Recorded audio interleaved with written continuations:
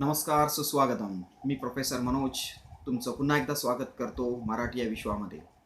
मित्रांनो, आपण यापूर्वी मराठी पाठ्यक्रमातील मराठी अक्षर भारती या 10वीच्या अभ्यासक्रमातील लेखन विभागाला सुरुवात केलेली आहे.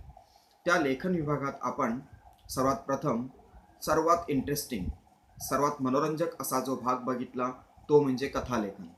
हो, कथालेखनाचे अनेक प्रकार, अनेक कृती, कथालेखनाचे नियम, कथालेखनाचं स्वरूप या सर्वांबद्दल आपण विस्तृत चर्चा केली आहे, विस्तृत अध्ययनही केलेलं आहे. त्याचा आपला चांगला अभ्यास झालेला आहे. या कथालेखनाच्या पुढे दुसरा जो लेखन प्रकार आहे किंवा लेखन विभागाचा दुसरा प्रश्न जो आहे तो म्हणजे बातमी लेखन. होय मित्रांनो, बातमी लेखन हा आपल्यासाठी नवीन नाही. यापूर्वीही 8वी आणि 9वी या इयत्तेमध्ये, या वर्गामध्ये आपण वृत्तांत लेखन हा विषय अभ्यासलेला आहे. वृत्तांत लेखन हा प्रश्न सोडवलेला आहे, वृत्तांत लेखन केलेलं आहे. वृत्तांत लेखनाचाच हा दुसरा भाग किंवा वृत्तांत लेखनाची ही दुसरी बाजू म्हणजे बातमी लेखन. वृत्तांत लेखन म्हणजे रिपोर्ट रायटिंग. रिपोर्ट रायटिंग कशावरती करत असतो तर यामध्ये बहुधा आपल्या शाळेत साजरे झालेले सण, कार्यक्रम, तसेच काही विशेष दिन यावरती आपण वृत्तांत लिहित असतो, त्याचा एक रिपोर्ट लिहित असतो आणि शाळेला सादर करत असतो. वृत्तांत किंवा रिपोर्ट हा वेगवेगळ्या ठिकाणी वेगवेगळ्या प्रकारे लिहिला जातो. जसं वृत्तांत हा प्रायव्हेट कंपनीज, तसे गव्हर्नमेंट, शासकीय कार्यालय यांचेही वृत्त अहवाल असतात, त्यांचेही वृत्तांत असतात किंवा त्यांचाही वार्षिक अहवाल असतो, त्यालाही रिपोर्ट असे म्हणतात.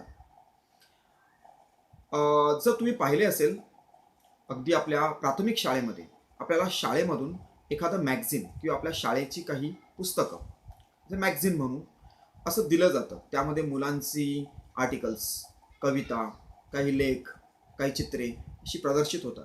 पण त्या पुस्तकाच्या सुरुवातीला जर पाहिलं तर तो शाळेचा अहवाल असतो, म्हणजे इयरली रिपोर्ट ऑफ स्कूल. आणि त्यात शाळा सुरू झाली जूनपासून ते एप्रिलपर्यंत म्हणजे वार्षिक परीक्षा किंवा फायनल एक्झामपर्यंत त्या अकॅडमिक इयर म्हणजे शैक्षणिक वर्षामध्ये जे विविध कार्यक्रम केले जातात, ज्या विविध घटना होतात, त्याचप्रमाणे मुलांच्या शैक्षणिक, सांस्कृतिक, क्रीडा स्पर्धा होतात, या सर्वांचं वृत्तांत त्या पुस्तकात दिलेलं असतं. अगदी सुरुवातीचं जर पान पाहिलं तर पहिल्या पानावरती मुख्याध्यापकांच्या फोटोसहित from principal's desk, from principal's editorial असं हे पान असतं, म्हणजे मुख्याध्यापकांचा अहवाल. त्यानंतर जूनपासून ते एप्रिलपर्यंत हे आपलं शैक्षणिक वर्ष.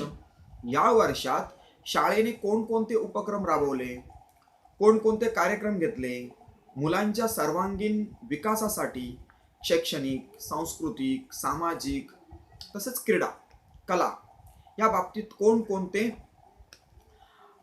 इव्हेंट्स म्हणूया, प्रोग्राम्स म्हणूया, काय काय झालं, या सगळ्यांचा संक्षिप्त स्वरूपात रिपोर्ट दिलेला असतो किंवा वृत्तांत दिलेला असतो. म्हणून त्या पुस्तकाला शाळेचा अहवाल असेही म्हणतात. हे एक उदाहरण झालं.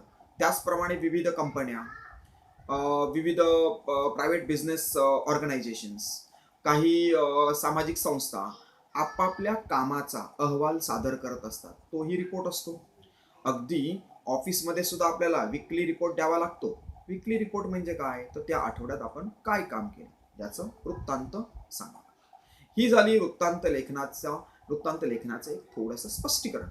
पण वृत्तांत लेखन म्हटलं तर एक्झाम पॉइंट ऑफ व्ह्यू म्हणजे परीक्षेच्या दृष्टिकोनातून वृत्तांत लेखन म्हणजे काय तर हा आपल्याला 5 मार्काचा प्रश्न आहे.